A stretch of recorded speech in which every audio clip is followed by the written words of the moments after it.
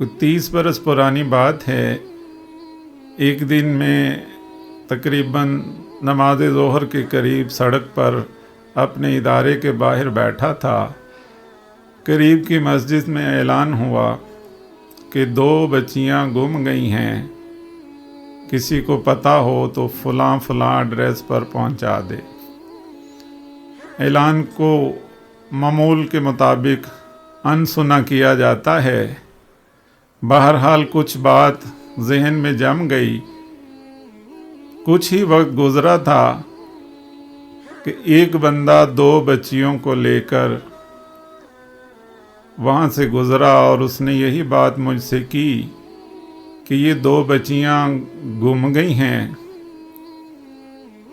تو ان کے گھر کا اگر آپ کو پتہ ہو تو بتا دیں۔ چونکہ مجھے گھر کا پتہ نہیں تھا اور میں نے اعلان کو بھی توجہ سے نہیں سنا تھا کہ بچیوں کو کہاں پہنچانا ہے، لہٰذا میں نے اس بندے سے ایڈریس لیا اور اس کو کہا کہ آپ اپنی کوشش کو جاری رکھیں۔ اللہ کی توفیق سے جب پتہ چلا کہ یہ بچیاں گم شدہ ہیں تو میں نے مسجد میں کیے جانے والے اعلان کی پرسوں شروع کر دی، اور کرتے کرتے پتہ چلا لیا کہ ان بچیوں کا گھر کہاں ہے۔ اگست کا مہینہ تھا اور خوب بارش ہوئی تھی اور بہت زیادہ پانی بازاروں اور گلیوں میں کھڑا تھا، اور موٹر سائیکل کا چلانا بھی مشکل اور ناممکن تھا۔ بہرحال اللہ تعالیٰ نے ہمت بندھائی اور کرتے کرتے اس بندے کو ڈھونڈا کہ جو سڑک پہ ملا تھا اور جس نے کہا تھا کہ اگر ان بچیوں کا گھر مجھے ملے تو بتایا جائے مجھے۔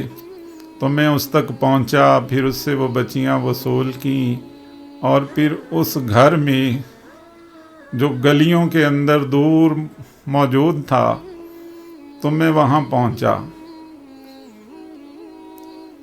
اور 2 دن ان بچیوں کو گھر سے گمشدہ ہو چکے تھے، اور اس وقت ان کی عمریں بھی تقریباً 6 سال 5 سال تھیں، اور گھر کے تمام افراد اپنے گھر کے باہر اپنی بچیوں کے انتظار میں گلی میں بیٹھے تھے۔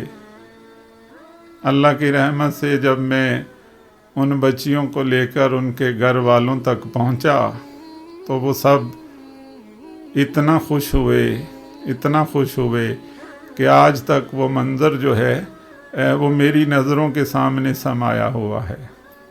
تو میری تمام سننے والوں سے درخواست ہے کہ مسجد سے ہونے والے گم شدہ بچوں کے اعلان پر ضرور توجہ کیا کریں، تاکہ اللہ تعالیٰ آپ کی وساطت سے کسی کو ہمیشہ ملنے والا دکھ جو ہے وہ ہمیشہ ملنے والے سکھ میں بدل جائے۔